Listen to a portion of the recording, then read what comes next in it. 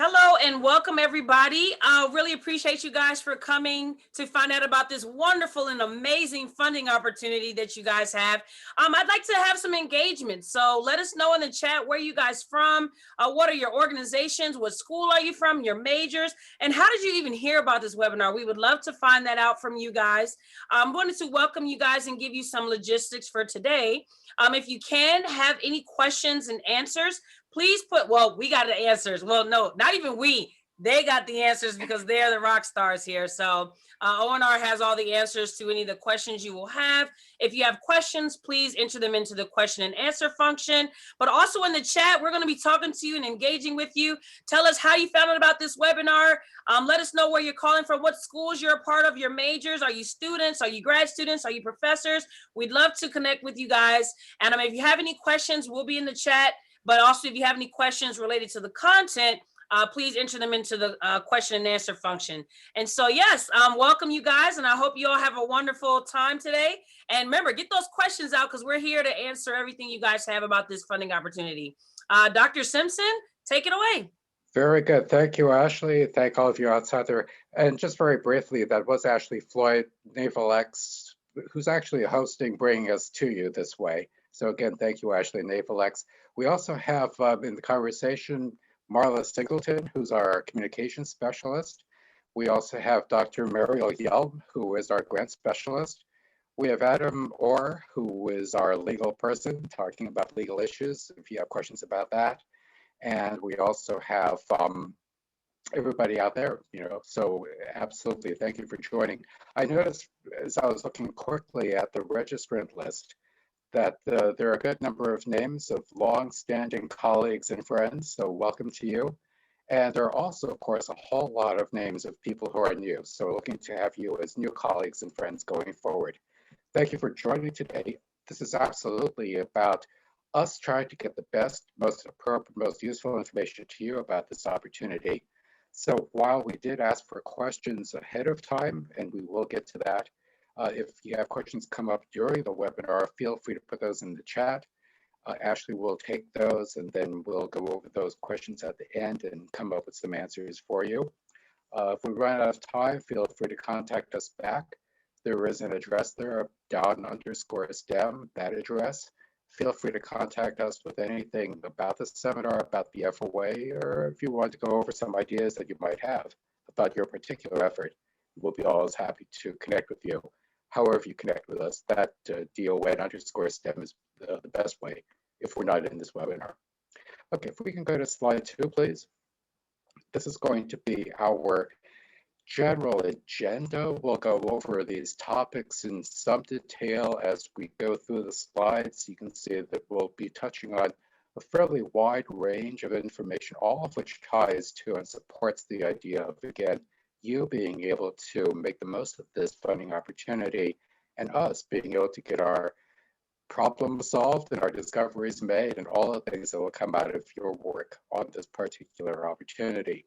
So we will go over each of these. I'm not going to spend any time really on this particular slide, but you can see that at the end, we do have question and answer period. We'll first cover the questions that were submitted ahead of time, and then we will go over questions that you submit during this particular webinar. Okay, if we can go to the next slide, please. Slide 3 is the federal grants overview, grant information in general, going back to some real basics in case there's anybody who has never done this sort of thing, has never really connected with a grant before. So technically speaking, a grant, as it says here, is the transfer of anything of value from the federal government to a non-federal entity to carry out a public purpose authorized by US law. And so this is what we're going to be using this particular opportunity. It is a funding opportunity as opposed to a broad agency announcement or something like that. And because by our definitions, it's an FOA, it means that it is going to be in the form of a grant that we will be getting the support to you if you earn it. And we will not be going through contracts. This funding opportunity does not include contract work. It does cover the kinds of things that you would do as a grant performer. So the funding opportunity announcement talks about the availability of the grant. And that's what we'll be doing in this webinar. Okay, next slide, please.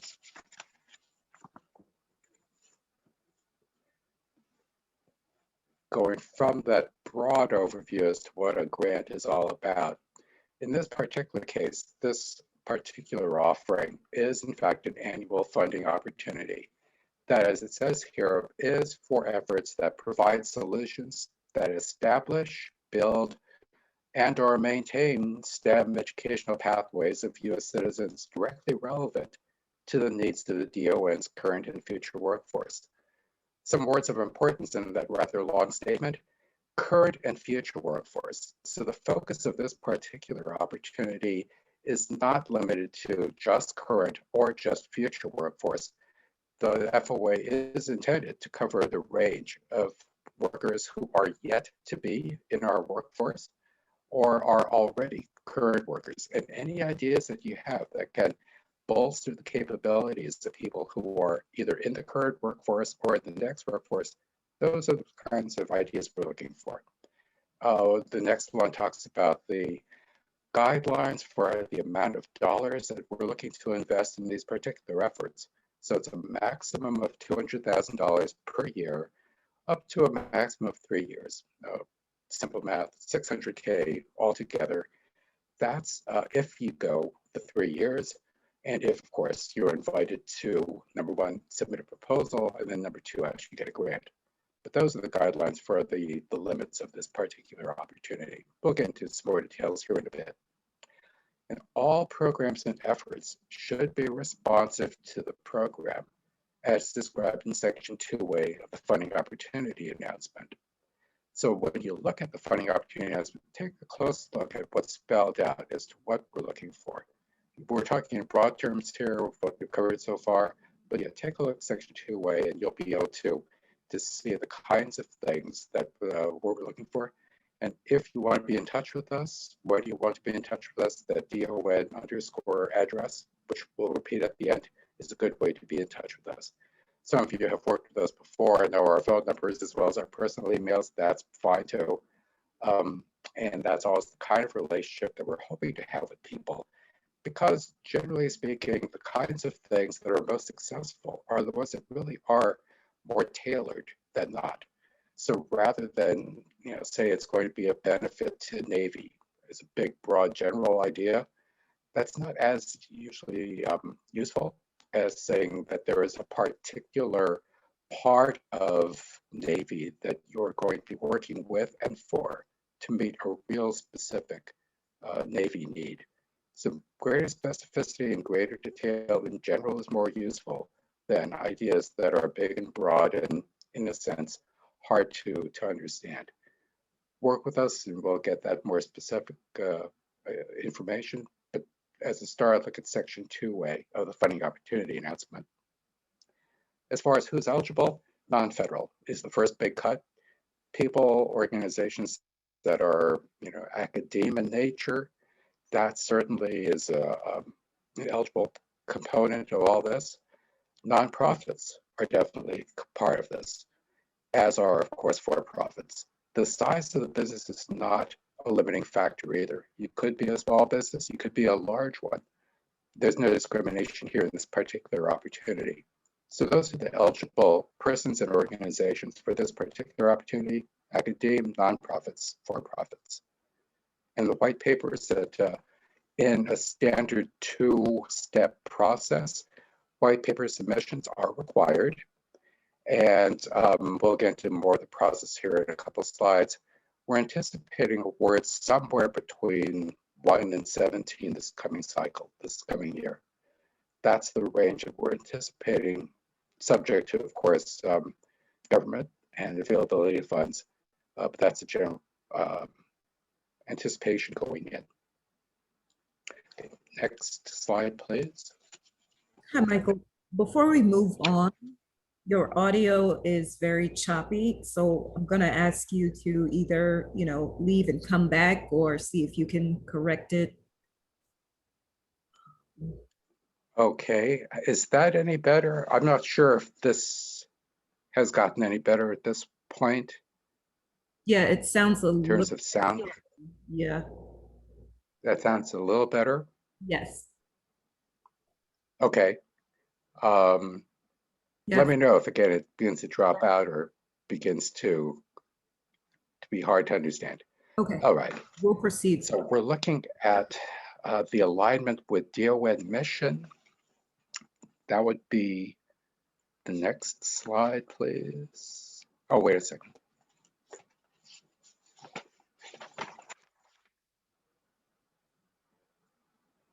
Slide 5, please.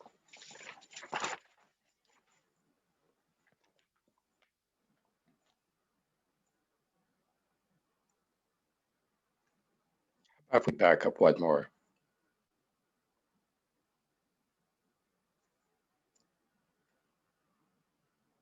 Okay, we've covered this slide. And again, at any point, if you have questions, please feel free to put them into the chat box. We'll get to those afterward. Okay, if we can go forward then to the next slide, please. This should be, we'll go with this one, that's fine. The submission process. These are, again, especially important just to know how to be in touch with us, to get your ideas to us so that we have a chance to see what it is you're thinking about and to eventually come up with grants that will be useful to DON and its accomplishment and mission, and useful to you to be able to do the kinds of projects that you're talking about. So again, first step, white paper submissions.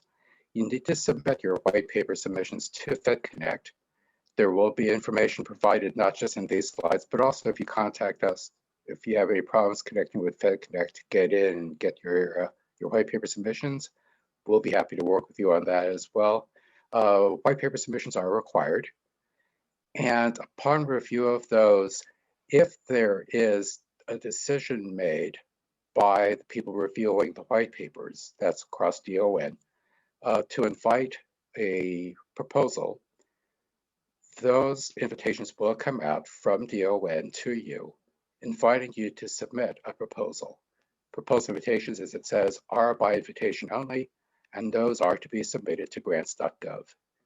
On the right side there, you can see graphically the process by which this happens, and you can see dates in there too as to when various things need to be submitted. Those are, again, the dates that we are going to be abiding by. These are in the funding opportunity announcement. And right now I am just trying to work with some IT issues at my end. Sorry about this. The white paper submissions, as it says there, 28th of May. That's, again, a required step in the whole proposal process. If the white paper is judged to be of a need to invite a proposal, we will do that by the 13th of August. And proposals need to be submitted by the 8th of October, again, by invitation only. And the award we're anticipating to be at that time frame shown there. So those are the dates going in. We go to the next slide, please.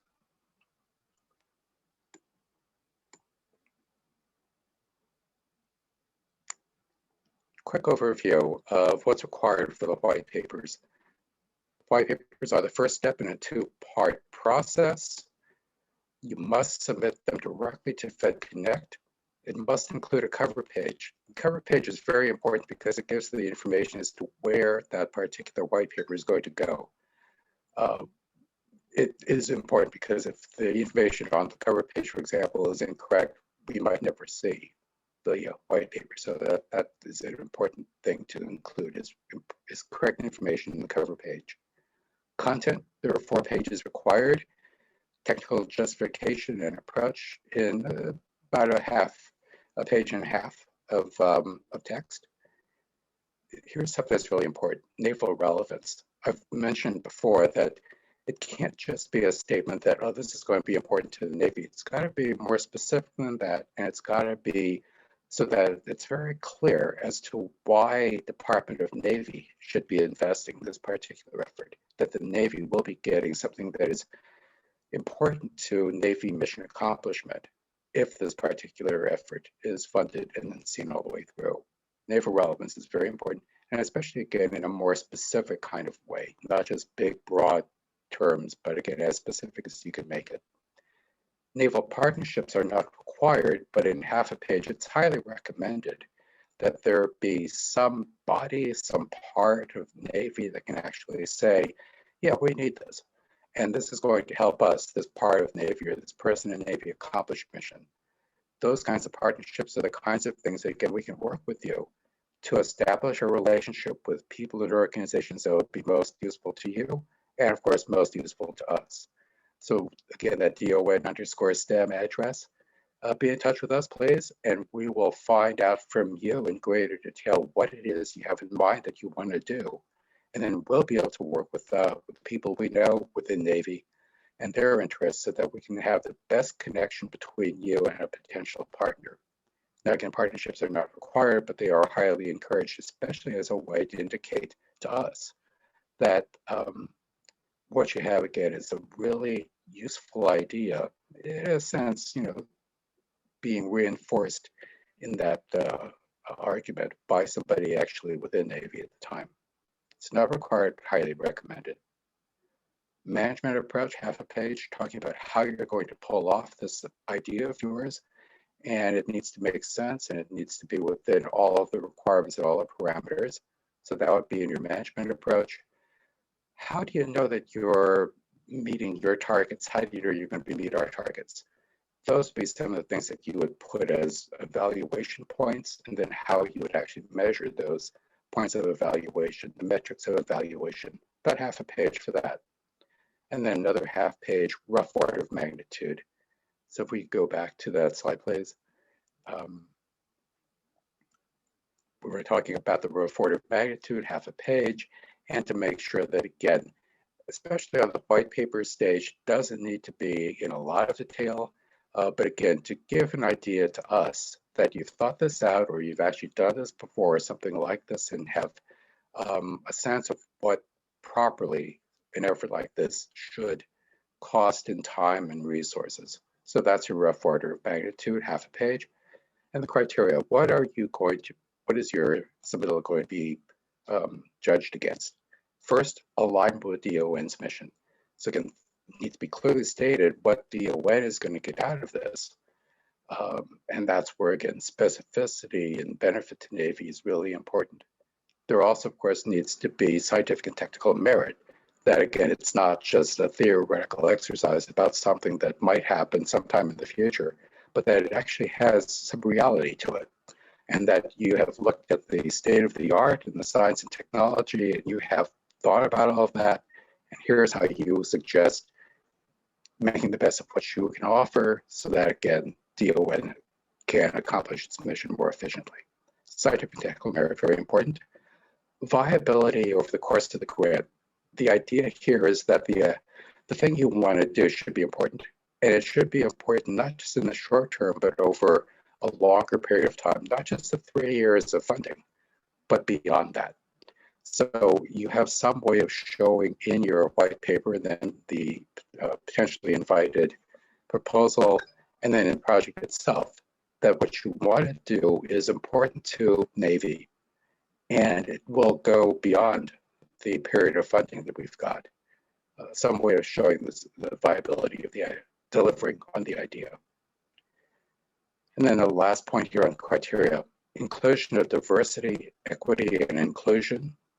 This is a new one for us. We're literally calling this out, and we're making this criterion equal in weight to the others that we have listed here. And what this means really is the idea that what you're going to be doing has an active component to make sure that what you are pursuing, what you'll be getting, are solutions and people that are diverse. The nation's security cannot rely upon just the old way of doing things, just the old way of thinking about things. We need to have a diversity of solutions, a diversity of ways of making discoveries, and to have that diversity pointed out within your particular ideas and effort is really important. To have equity and inclusion as part of all this is also are also in this criterion.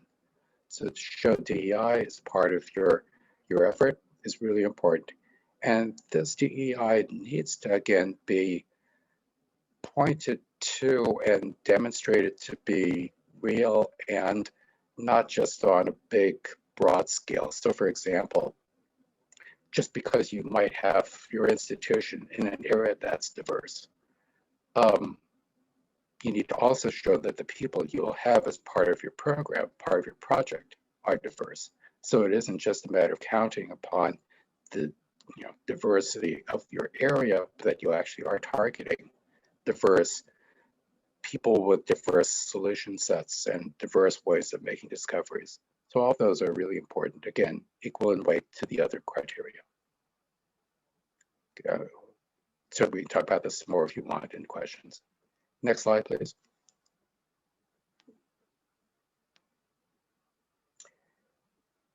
Talk about naval relevance.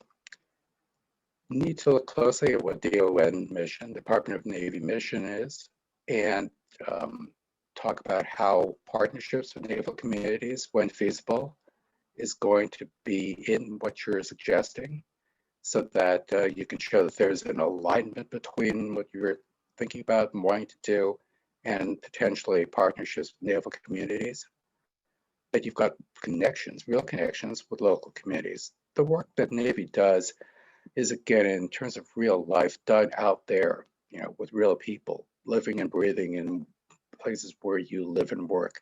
Some of them might be parents of students in those local communities. They may have been working in some of the schools in the area. They may have done other things that, again, are real activities in those local communities. Those are the kinds of real connections that we're looking for. Much more important than just, again, a theoretical, this is important to Navy. And it needs to address DON need for the effort. Targeted communities are the ones that we've listed here. Secondary education, for example. Post-secondary education that happens beyond high school.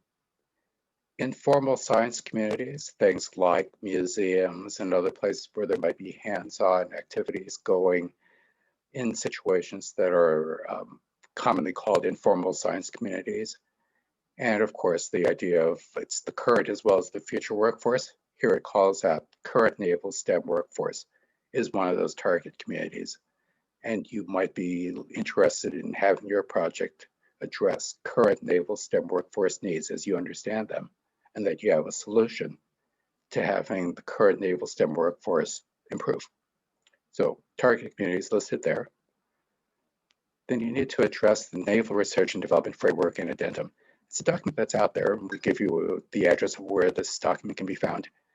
Those are the topics that are listed in the Naval Research and Development Framework and Addendum. Just check to make sure that what you want to do, again, connects to some real naval needs. These are some examples of those. As it says in the last bullet, be specific to how your program aligns with the DON mission to help DON accomplish its mission, current, future workforce, today and into the future. Next slide, please.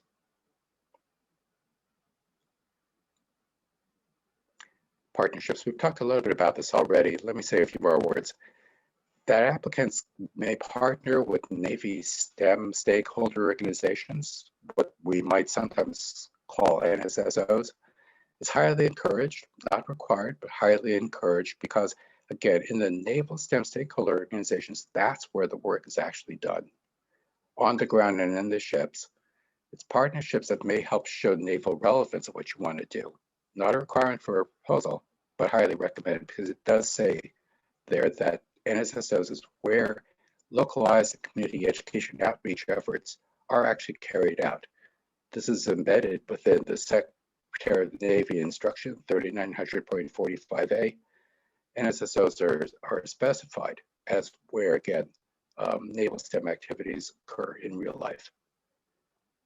Have the option to partner when it's in the best interest of DON, not a requirement, but again, it's usually a good thing if you can make those connections, have those partnerships, so you can show the real connection with real people doing real work to help Navy accomplish mission. You can always be in touch with us to try to get the best connections of people and NSSOs to potentially partner with you to make sure that, again, everything is nicely aligned and optimal. Now, if applicable, white papers should identify potential naval partners, have points of contact for the people that you might be partnering with, and you need a brief description of how you will go about identifying and arranging partnerships. So if you have questions on how this is to happen, again, feel free to be in touch with us. We can explore how best to do this. Next slide, please.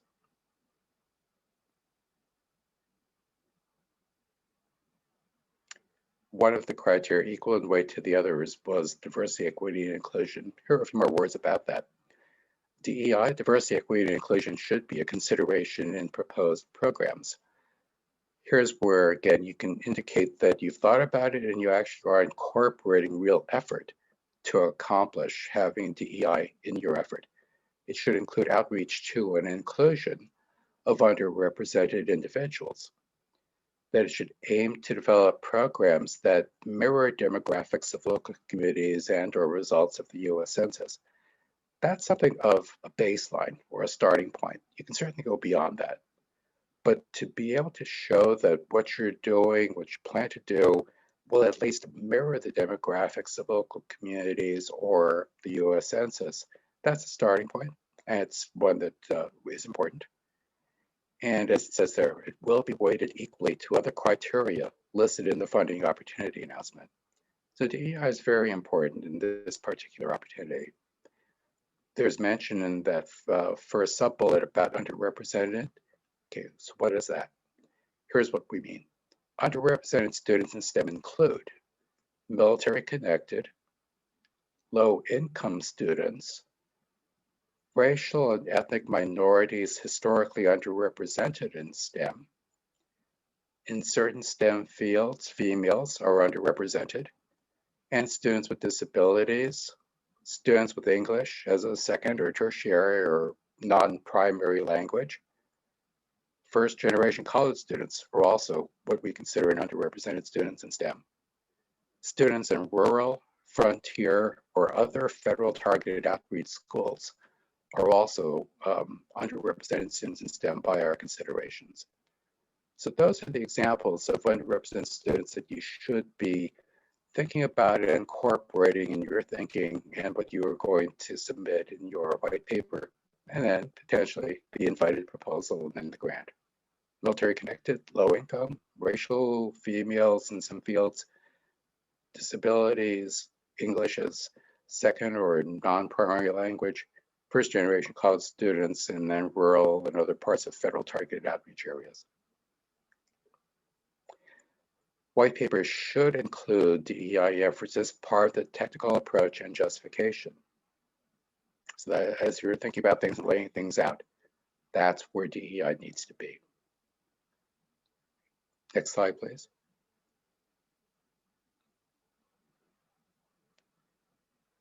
White paper evaluations.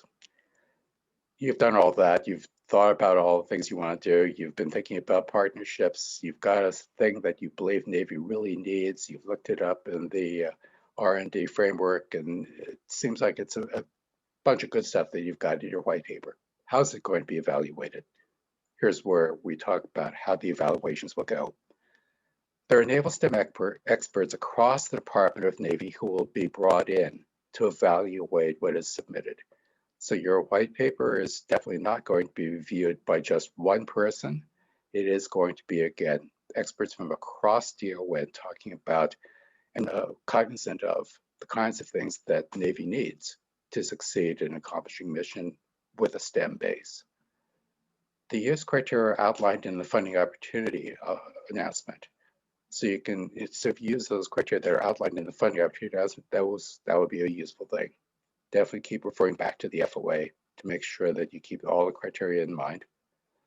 The evaluations also are not comparing one white paper to another. Each white paper is judged and stands on its own merits. It is not a matter of one is better than another in the evaluation of the white paper. It needs to, again, make its case on its own as to how it's going to help Navy accomplish mission to the point where, again, Navy should invest in it. So the evaluations do not compare white papers in comparison to others. Now, if there is a decision made by the naval STEM experts that there should be an invitation coming out of a white paper, proposal invitations are discussed there based on feedback and recommendations from the evaluators. The Naval STEM Coordination Office, which is part of the SecNav instruction, those invitations will come out from the Naval STEM Coordination Office around the 13th of August. NSCO, the Naval STEM Coordination Office, will provide feedback upon written request for both invited and non-invited white papers. So if you do want to be in touch with us, let us know and we'll be in touch about the proposal invitations. Then on the right side there, you can see graphically publish the funding opportunity announcement. That's happened. We have submittal of white papers. That date is coming up. We have processing of all of this. That is also indicated here. And invitation of proposals coming up 13th of August, thereabouts, 2021. Okay, next slide, please.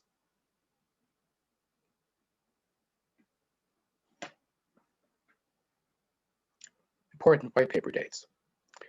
26th of May, by then have your questions to us and have inquiries to us, and we will respond to you with your questions and discussions and other inquiries that might be related. Again, to make sure that what you're trying to do can take greatest advantage of this opportunity.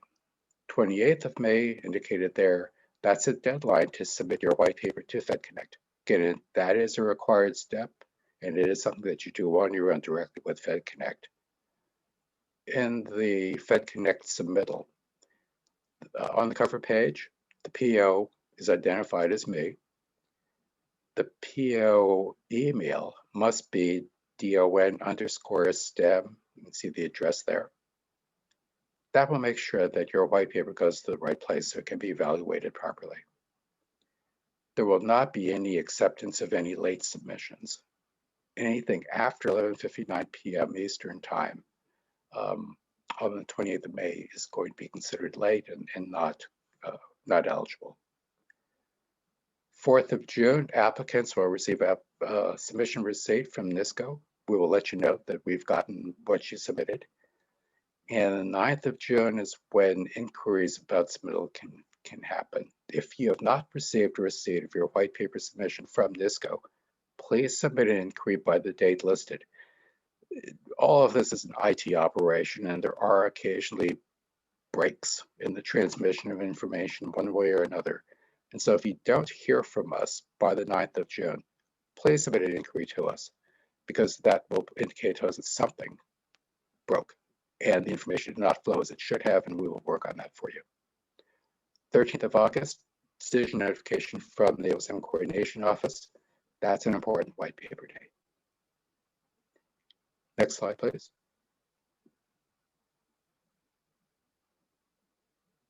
Important websites, where to go for information beyond what we have provided here. Looking at the federal grant system and all of that, information there is in the first address, where the federal government talks about what grants are about, and you can learn about the grants process from a federal perspective by going to that website. Learning more about Department of Navy, that address. To learn more about the Office of Naval Research, that address is a good one. To learn more about Naval STEM, that address will get you to a part of the Office of Naval Research website. This is the part that focuses on Naval STEM. I mentioned that R&D framework. There is the address where you can actually see the actual document and find the things that you should be aligning with. ONR funding opportunities, in case you want to see other opportunities that ONR is putting out there, go to that address. You can also go to grants.gov, where you'll find ONR funding opportunities beyond what we're talking about here, this one particular FOA. to do your work with FedConnect, there is that address. So when you submit your white paper, that's the address to send it to. And if you have other reasons to connect with FedConnect to find out more about their opportunities across the federal government, that's where you can go. And ONR, how to submit the cover page, there's information at that address to let you know what it says, how to submit the cover page to ONR for ONR use. Okay, next slide, please.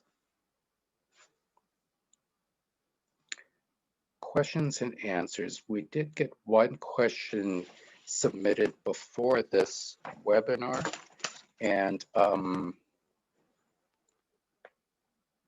Marla, were you going to read that one? Yes. It says, I would like to know if GNSS technology and applications is an area of interest for workforce development. Great, thank you, Marla. This has to do with satellite systems and global navigation. And absolutely, that is one of the technologies that Navy is highly dependent upon. And if there is an idea that you have for a way to improve the workforce that focuses on that particular set of technologies and capabilities, the Navy, in big broad terms, is interested. And if you show how what you want to do is going to develop the workforce that's going to be doing that kind of satellite technology for Navy, that's really good. That's important. So if it's a current workforce or a next workforce that you want to train or educate to know better, to learn faster, to come up with solutions that are better for Navy, absolutely. That is just one of the technologies that Navy is highly dependent on. And if that's what you want to do, certainly could entertain and a submittal in a white paper to this FOA. And also be in touch with us. We can explore more details, if you wish, of what it is you are thinking about and how you intend to have your efforts, again, really align with Navy needs and really help Navy accomplish its mission. So that's that one question that came in beforehand. And I don't know, Ashley, if you got any other questions that might have come up while we've been talking here. Oh, yes, there's quite a few actually. Ah, Okay, so first question is, I think you might have already answered this though, but just to recap in case someone came late, what is the main distinction between this opportunity and the 005 announcement? all right. I will use what's become an internal slang term, and that's 004 and 005. 004 is what we're talking about in this particular webinar, and this is the Department of Navy STEM funding opportunity announcement. 005 is the ONR STEM funding opportunity announcement, which is not the focus of this particular webinar. There are several differences between the two. 004 is all the stuff we just talked about. 200K per year, 3 years max, the whole process for submitting white papers and being evaluated and all that. All of that is 004, all of that is Department of Navy STEM funding opportunity announcement. And from the name of it, Department of Navy, it has that focus. So it's all across Department of Navy, all the things that you understand Department of Navy needs by way of current and future workforce, anything that you might have that could help the current and future Department of Navy workforce in a STEM situation. That's what 004, this particular funding opportunity announcement is about. 005 is out there as well at the same time right now. And that one is focused on the Office of Naval Research. Excuse me. So if you know that there are particular research needs within the Office of Naval Research, possibly you have a grant with somebody within ONR, possibly you've heard about the kinds of things that ONR is interested in by way of research. 005 is a funding opportunity announcement for those who may already be connected with people and know the needs of Office of Naval Research. And ONR individuals, program officers and departments choose by looking at submittals to 005, whether they, as codes or individuals within ONR, want to fund your activity. So 004 has that price guideline, 200K per year, 3 years. 005 does not have that. It is something that you would work out if you wanted to pursue a submittal to 005. It would be about what some person, some part of ONR you think would benefit from knowing of your ideas, and you can apply. Certainly you would talk with the people within ONR to flesh out what it is you would submit. We have all those deadlines that we talked about for 004, all those dates when things are due. 005 does not have a standard set of deadlines like that. Again, it is much more toward the requirements and needs of people within it, also naval research. So again, departments as well as individuals, program officers, they are the ones to contact to make sure that, again, they know of your ideas, that you can work with them to provide the funding for what you want to do. It is much more of an individual approach between you and that person or that part of ONR with the ONR focus. Now, the lead person on 005 is not me. It is Bill Ellis, who is on this particular webinar. And you can always be in touch with Bill to follow up on the 005 opportunity, which, again, is ONR focused with ONR money, as opposed to 004, which is what this webinar is about, and this particular funding opportunity we're talking about in greater detail, with its time limits and its dollar limits and all of that. So a person and organization can certainly apply to both 004 and 005. The work would need to be different, and if there was an award, the work would need to definitely be different. But yeah, the two FOAs are live right now. And if you want to know more about 005, be in touch with us. We can connect you with Bill Ellis, who leads that effort. And then he would connect with people within ONR, who would be the best ones for you to connect with to pursue your particular ideas that, again, a program or a person within ONR might be interested in and would be funding. Does that seem to answer that, you think, Ashley? I think so. If Okay. it doesn't, just apply to both, right? You can do that. Yeah, again, they do have different purposes, but certainly be in touch with us too, and we can describe in greater detail depending upon what it is you're interested in. So, right. Thank you, Ashley. Of course. So our next question is, someone saying that their expertise is in problematic innovation, for example, revolutionary curriculum research and development, as opposed to outreach efforts, although that they can include them as well. Is it desirable? Is this a desirable direction for this FOA? Or would you rather prioritize outreach over other areas? In and of itself, it's all important.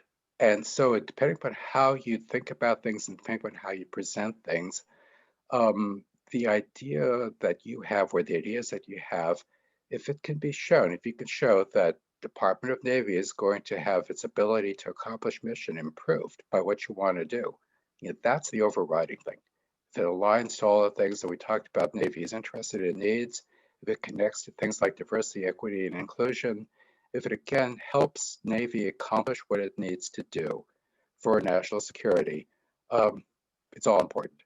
So there isn't one thing over another in that sense, and even in the criteria, the evaluation criteria, all four are equally weighted. So depending on what your ideas are and how you think they can support Navy mission accomplishment, that's the thing. Be in touch with us if you want to pursue it in greater detail. We'll be happy to do that. And we can find out from you in greater detail than what you have in your question, what you want to do and how it might connect with what Navy needs.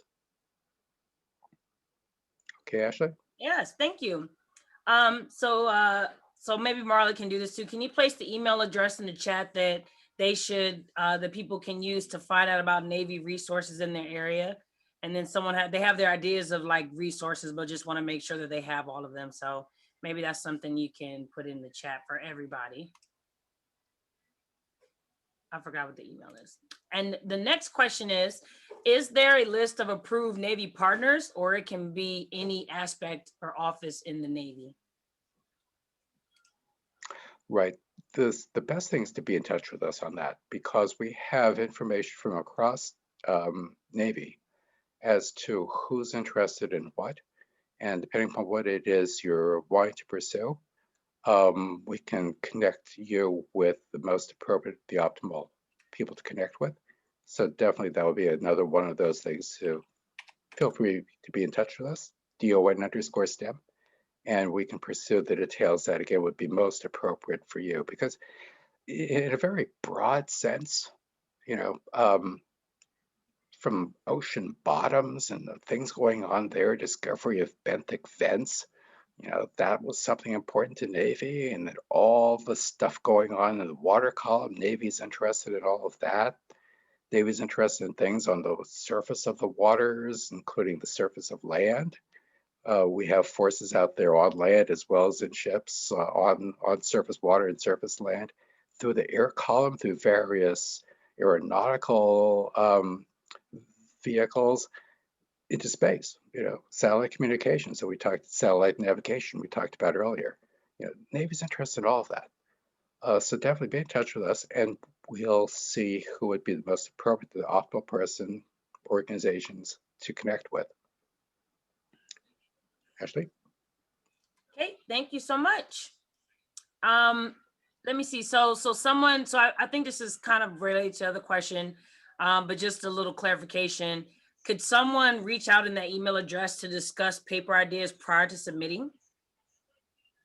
Yes. Oh, Yeah, okay. and So, then yeah. we can also be in touch.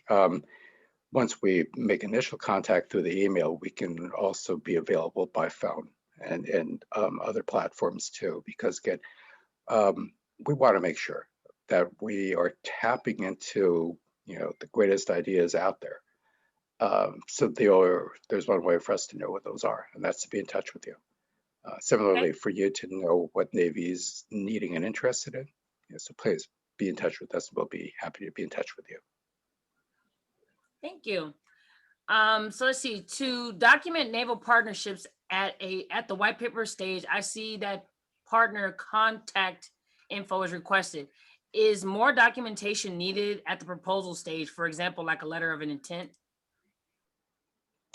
Um, the proposal, of course, is by invitation, and certainly what we're focusing on here is the white paper stage, but absolutely as things progress, once the ideas that are in the white paper are deemed by the naval STEM experts to be important to Navy, to invite a proposal, then we would get into all the details of what would be expected in a proposal and the kinds of things that we would expect in a successful proposal. So yeah, the level of detail that we would expect in a proposal is going to be more and greater than what's expected in the white paper. And yeah, so we can work with you right from the start as you're putting together your white paper ideas to make sure that if you decide to pursue a partnership, the best way to do that and the best kind of partners to have for what you want to do. Thank you. Let me see. So can you send a link to the NSSOs? I don't know which link it was. Maybe some more clarification, because the Okay, question yeah, was asked. And then, right. The Naval STEM uh, go ahead. the Naval STEM stakeholder organizations are numerous, and they are again literally global. They are where Navy work gets done. The various NSSOs have what we call internally our federal action officers. And what we can do is work with you to narrow things down to the NSSOs and the federal action officers who are most appropriate for what you want to do.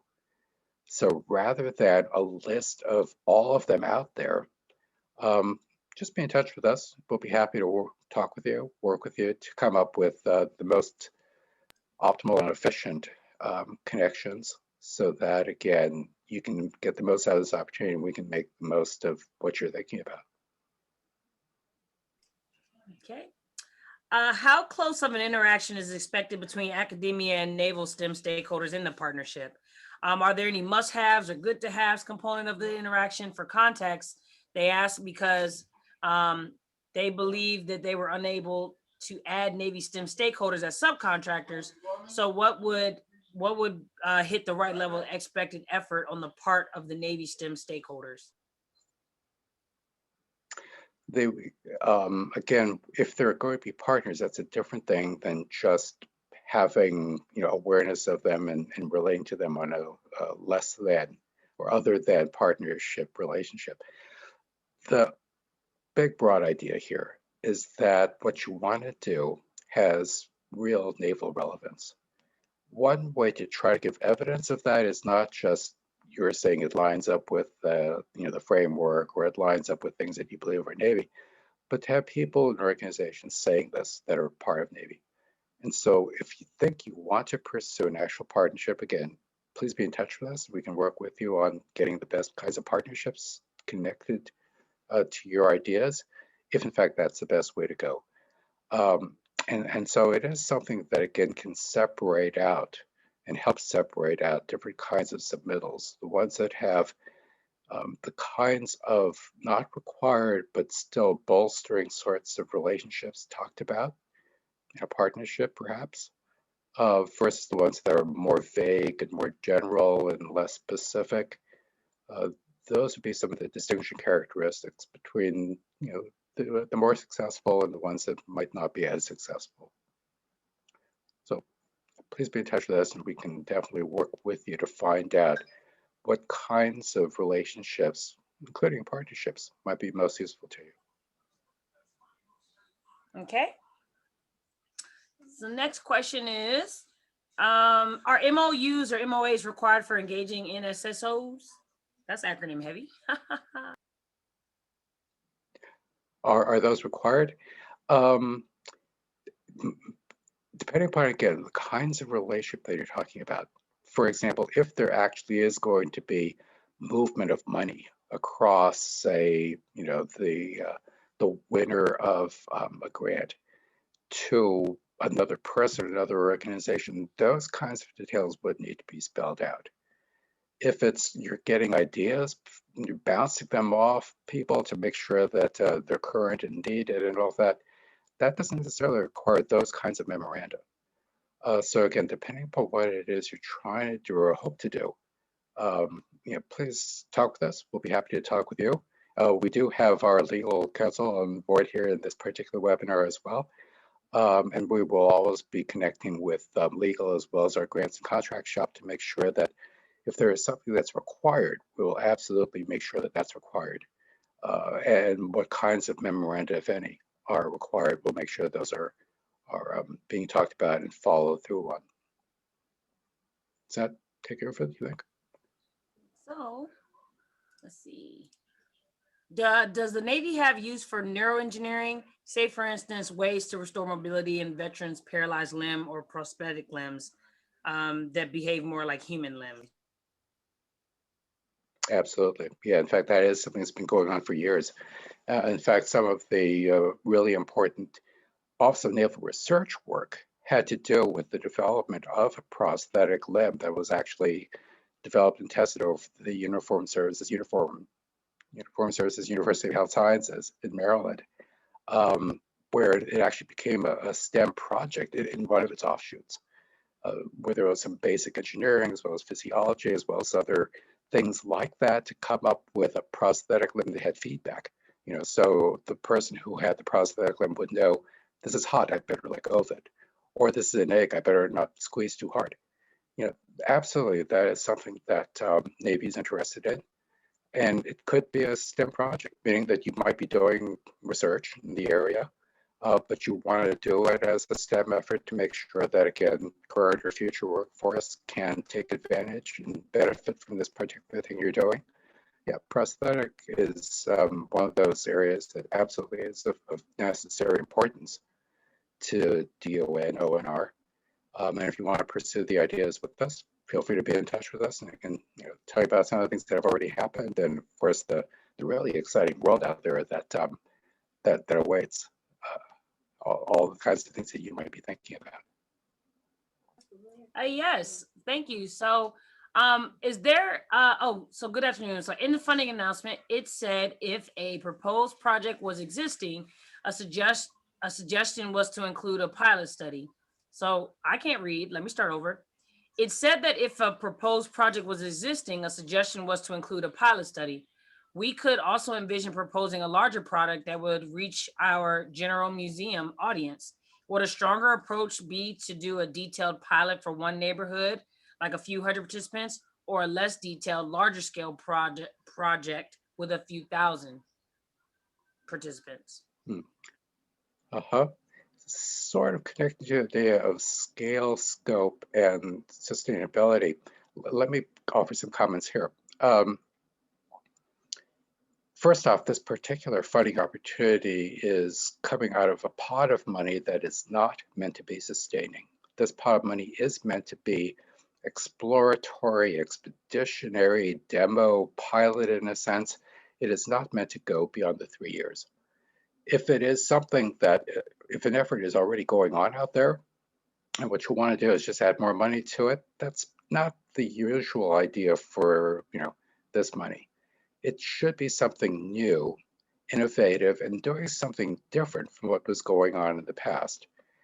It doesn't mean it has to be an absolutely brand new idea, because of course, philosophically, there is no such thing.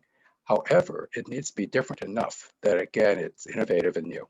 And it also needs to be put in terms of, again, that viability beyond the 3 years of grant funding. So if what you want to do is new and innovative, it could be based upon things that have been successful in the past, but it's some new and innovative way of doing something. And that you have a path beyond the 3 years to indicate that this idea is important and Navy will benefit from this by going beyond the 3 years. And here are my ideas for doing that. And so it's some combination of all of that. So it isn't just that it's going to be sustaining something that's already out there. It cannot be something that, again, is meant to go on forever and that, we are going to be funding it forever. That's not the purpose of this kind of money. So if that answers that question, if not, ask it again, and I'll see if I can come up with a better and different answer. Okay, thank you so much. Let me see. And is there a sense of how funding will be distributed between projects that focus on current naval STEM workforce communities and various secondary or post-secondary communities? They seem like they could cover very different projects. Yes, you're right. And actually, that's kind of what makes it fun to review these things. Because there is no preset determination as to what the fractions will be among these different approaches. And it's also a matter of, dynamism, because needs change. The 4 criteria that we talked about in this particular webinar are there. Those are fixed. Those are in the funding opportunity announcement. The ratios among post-secondary and all those other targeted audiences, for example, there's no fixed allotment to any of those. So that is, again, something that's going to vary based upon, again, the Naval STEM expert evaluation of the white papers initially to see if, again, the things that are selected are the ones that are most needed, most valuable to the Department of Navy. And that's going to be something that depends to some extent upon where we are just in the world, but also where we are by way of the crop. I'll use that term because we never really know what's going to be in a crop. There could be ideas coming in that happen to cover the full diversity of things that Navy can benefit from. That would be wonderful. If for whatever reason the crop has submittals that are very much like each other, because for whatever reason that's how it turned out, we'll need to pick and choose the best from a crop of things that are very similar. So we don't know what's going to come in. We don't exactly know what the state of the world is going to be, but we do know the criteria that we've listed in the funding opportunity announcement. We know that in broad terms, Navy mission needs to be accomplished, and we try to come up with ways to help accomplish that mission. Navy, again, is maritime organization in a lot of ways that happens to reach into space to protect national security. So there is no particular fixed ratio among the different approaches. Thank you. Let me see. For the Is there a current list or past list of awards in this program? Yes, we do have within the ONR website for STEM a list of abstracts that are recent. So that is one way of getting that sort of information. And again, if you want to talk about other awards going beyond what's listed in that particular list of abstracts, feel free to contact us. We can chat about some things. We're always happy to do that. Okay, thank you. I think we might be coming up on time. Is that? Yeah, I think we're at the hour, but just one more question. Can you say more about Navy priorities? They are dynamic. And first thing is take a look at that R&D framework. Those are things that are literally written down. And so those are things that we know we can aim toward and aim to see if what you're suggesting aligns with those, supports those. And as things change, including that framework, we'll certainly be in touch with you, but that's what's out there right now. And as technologies change and as the kinds of things that support the technologies change, those are always going to be things to try to be aware of and target what it is you want to do so that Navy again gets the best kind of solutions available. It's really been fun talking with different people out there and some of the things that they're working on already. Some of these happen to be ROTC students I was talking with, and a couple of them were working on brain-computer interfaces and the kinds of things that Elon Musk, for example, has talked about. But they were looking at it from an ROTC perspective. And if somebody came in and got you so convinced with something that they had put in to the information that you're working in your brain-computer interface, do you actually even have free will in making choices under those conditions? And how do you defend against that? Or if you want to go on the other side, how do you turn that into a weapon? There's a lot of fascinating stuff going on out there. And it's all the kind of thing that, all of you have great ideas. Feel free to be in touch with us and we'll explore some of them with you to see what Navy can benefit from your ideas. Okay, and is the 005 opportunity required a white paper submission? It depends upon the individual program officer and program within ONR and how they want to do things. There is no requirement in 004 to connect to 005, so it is a separate activity. If you take a look at the 005 funding opportunity announcement, be in touch with Bill Ellis, then you can get at the details based upon who the best program officer and program within ONR would be as to how that would work out. And then one last one, can you give any other examples of NSSOs? Like, does that include Naval Research Laboratory? And do you have any other ones?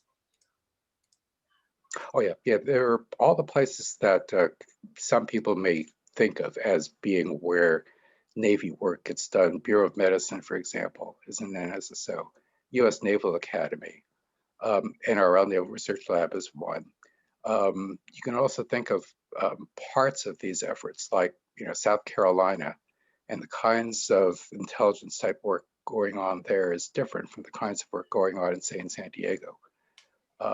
Even though there might be parts of the same Navy organization, the locality can greatly influence the particular direction and things that they're in need of. So again, be in touch with us. We'll be happy to talk with you and come up with the best people and NSSOs to connect with. Well, thank you. That's all the questions that we have. We will be sending out the slides to all the attendees, and then once this recording is uploaded, we'll send it all together. So be on the lookout for that.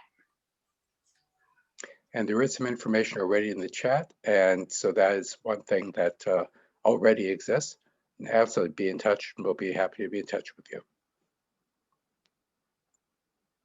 Thank you for joining us today. Thank you, and have a great day, everybody. Good luck. Get that money from the government. Thank you all.